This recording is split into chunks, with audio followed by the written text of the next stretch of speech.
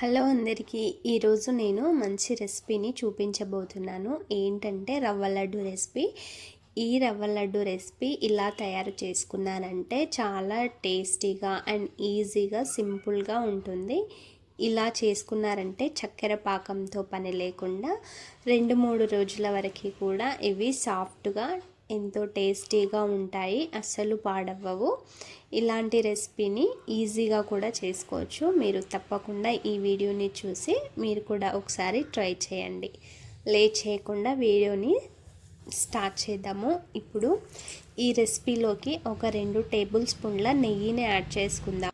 నెయ్యి పోసుకోవడం వల్ల రవ్వ లడ్డూలు టేస్టీగా ఉంటాయి అండ్ నెయ్యి మన హెల్త్కి కూడా చాలా మంచిది. ఆయిల్ని అవాయిడ్ చేసి ఇలాంటి స్వీట్లోకి నెయ్యిని వేసుకోవడం వల్ల హెల్త్ బెనిఫిట్స్ కూడా చాలా ఉంటాయి. ఇప్పుడు నెయ్యి హీట్ అయిన తర్వాత డ్రై ఫ్రూట్స్ని కట్ చేసుకొని వేయించుకోవాలి. డ్రై ఫ్రూట్స్ని ఇలా దూరగా వేయించుకొని పక్కన పెట్టుకోవాలి.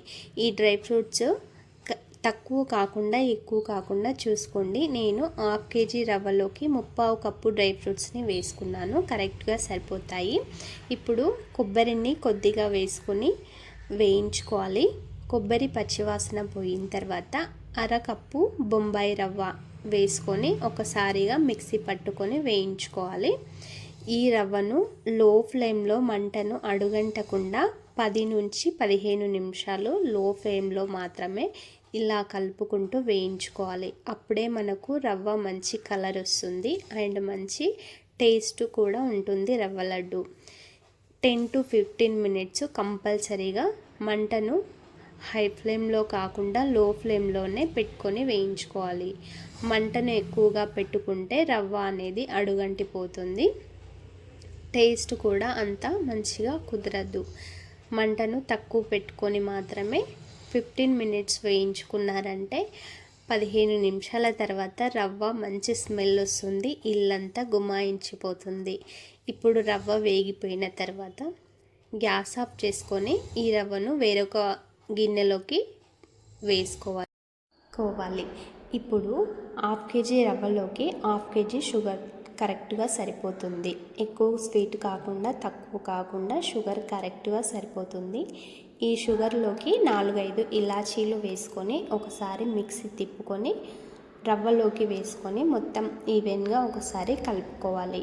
ఇలా రవ్వ చక్కెర మొత్తం కలిసిపోయిన తర్వాత మనం వేయించుకొని పక్కన పెట్టుకున్న డ్రై ఫ్రూట్స్ని వేసుకొని అందులోకి ఒక 2 టేబుల్ స్పూన్ల నెయ్యిని వేసుకొని రవ్వ డ్రై ఫ్రూట్స్ అన్నీ కలిసిపోయేటట్టు ఒకసారి కలుపుకోవాలి.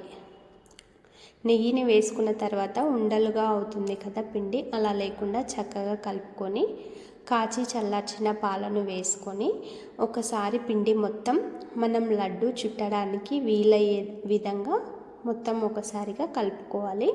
ఇలా కలుపుకున్న తర్వాత ఒక్కొక్కటిగా లడ్డు చుట్టుకొని పక్కన పెట్టుకోవాలి. ఒకవేళ మీరు ఇలా కలుపుతుండగా ఒకవేళ రవ్వ విరిగిపోయినట్టు లేదా గట్టిపడినట్టు అనిపిస్తే కొద్దిగా మళ్ళీ పాలను యాడ్ చేసుకొని ఒక్కొక్కటిగా లడ్డు చుట్టుకొని పక్కన పెట్టుకున్నారంటే లడ్డు అంతా మొత్తం పర్ఫెక్ట్గా సరిపోతుంది. ఇలా అన్ని లడ్లను కూడా చుట్టుకొని పక్కన పెట్టుకోవాలి. ఇంతేనండి, రవ్వ లడ్డు వీడియో చాలా సింపుల్గా ఈజీగా చక్కెర పాకంతో పని లేకుండా తయారైపోతుంది. ఈ వీడియో మీరు ఒకసారి ట్రై చేయండి. మీకు నచ్చితే వీడియో చేసిన తర్వాత నాకు కామెంట్ చేయండి.